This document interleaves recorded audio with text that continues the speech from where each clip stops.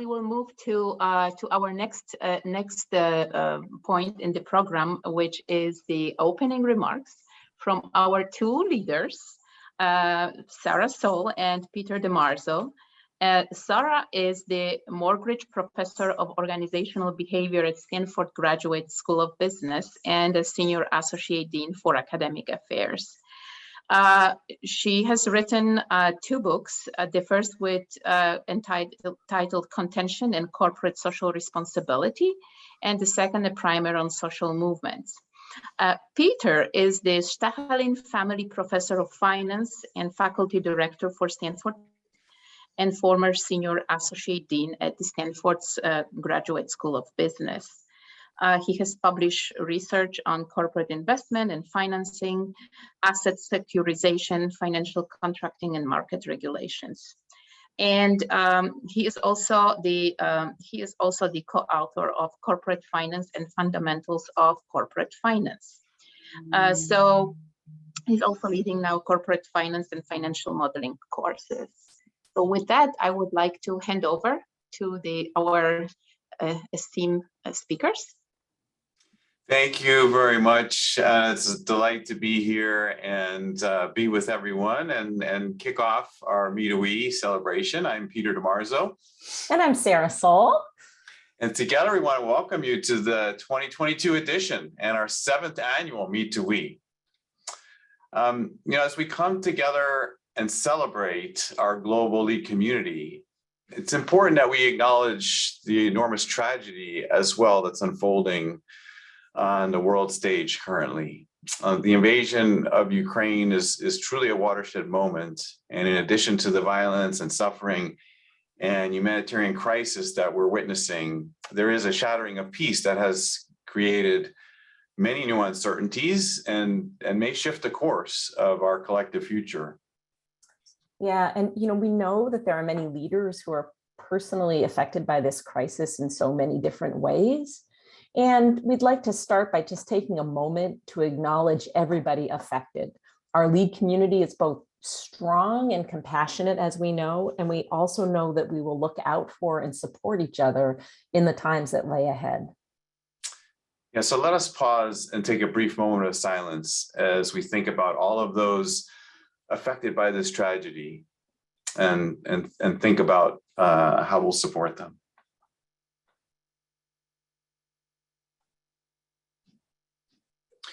Sarah, we're always innovating here at LEAD, and this Me2We is no different.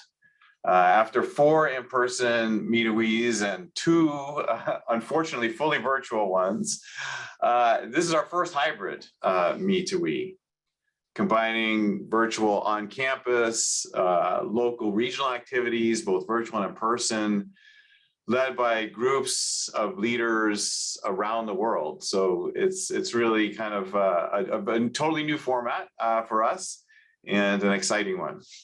Yes, I always say that, we teach innovation and we love seeing innovation unfold. And this is a great example of this. As we know, this Me2We is a full week long instead of the usual 3 days.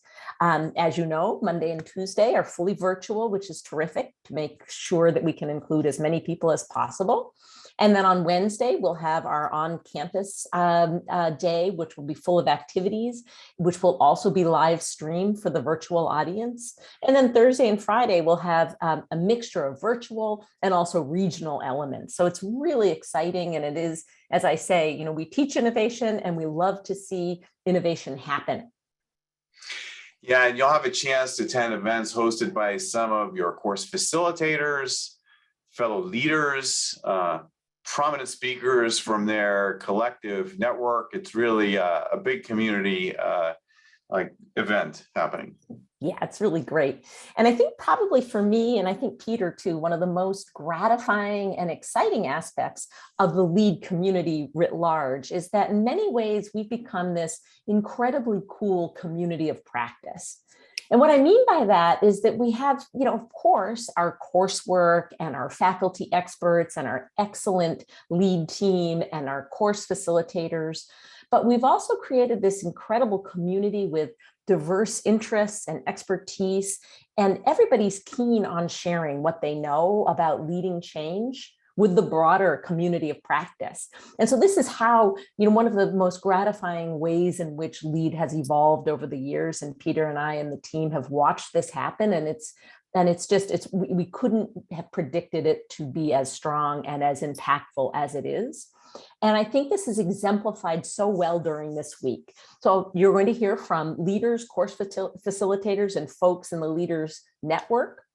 In terms of the GSB faculty sessions, we'll get to hear from Kelly McGonigal tomorrow for a virtual session on the joy of movement. And then you'll hear from Frank Flynn for an in-person session on Wednesday morning on building collaborative cultures. But in addition to these excellent faculty sessions, you get to hear from the community of practice, and you'll get to hear there's this amazing menu of topics that are being offered. And they range from shareholder to stakeholder interactions, to imposter syndrome, to leading virtual and hybrid teams, which of course is something we all probably need continued work learning on and practicing. And as I reflect, and when I was flipping through the evolving schedule as this was coming together, it just struck me that these are topics that are critical to leading in this moment of uncertainty with respect to global politics, as well as the way in which many of us are engaged in resetting the way that we work in our organizations as we begin to transition to more on-site work. In fact, actually, at 10:30, right after the break following our remarks, you'll get to hear from Angela Hands, who of course was one of the Me2We committee members from 2021. And Angela will be talking about the well-being gap, or essentially how the pandemic has influenced employee well-being and what we can do to improve it now as we begin to transition our way of working. Yeah, that's great. Those are some great sessions I know we're all looking forward to. And don't forget the faculty coffee chats too on Thursday. That'll be fun to participate in, I hope, for many of you. And for all of this inspired programming and the creative format, I think we should just take a moment to thank the incredible leaders who've dedicated their efforts over the past few months to make this happen. I know it's been quite a both a challenge, but lots of inspiration, lots of innovation happening. So yeah, absolutely. And talk about leading under uncertainty with changing COVID restrictions and all kinds of things happening all the time. So I think we need to give a big shout out to Anna, Elaine, Emmanuel, Douglas, and Matt of the 2022 Me2We committee. Thank you all so much for everything that you've done. It's just amazing pulling this together. Fantastic, fantastic. As I reflect on what Me2We is, I hope many of you were able to see Hasni's session this morning, where he talked a lot about the inspiration and the history of this event. But in brief, it's an opportunity for us to both celebrate and educate, right? Celebrating our amazing community of leaders and their accomplishments, and at the same time giving back and educating each other with our collective insights and taking advantage, as Sarah said, of that community of practice that we've built.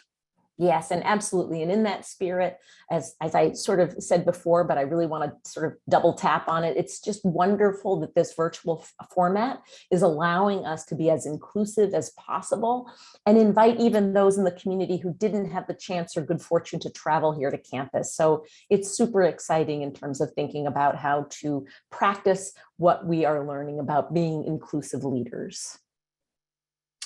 Yes, and Sarah, it always amazes me too how much and how quickly our community has grown. It's hard to believe, starting from those first 82 brave pioneers we had in our first class. I was reflecting on it this morning, but can you believe we are now up to almost 3,500 leaders worldwide, 70 countries. It's just incredible. Like, if you had asked me, when we started this, would this be the case? I never would have predicted it. And it's so incredible. And we also have 685 people registered to participate in Me2We this week. This is our largest Me2We ever.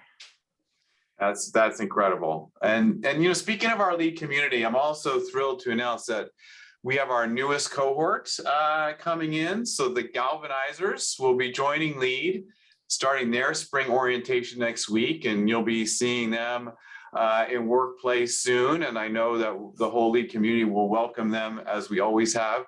In addition to being an amazing group, I just love the name, the galvanizers. Just like every cohort before them, I think they will bring their unique energy and electricity to LEAD. Yes, I love the name galvanizers too. I think it's wonderful. And another wonderful thing about this new cohort, and in fact, as we know, the entire LEAD community, is its amazing diversity. So we have representatives from so many countries, as Peter said, so many cultures, so many different industries, and so many different types of firms. And when we come together and lead, it's just this amazing experience as we discover both common leadership challenges, as well as what makes us unique as we build our community of practice in LEAD. I completely agree, Sarah. The passion and diversity of this community is really the secret ingredient.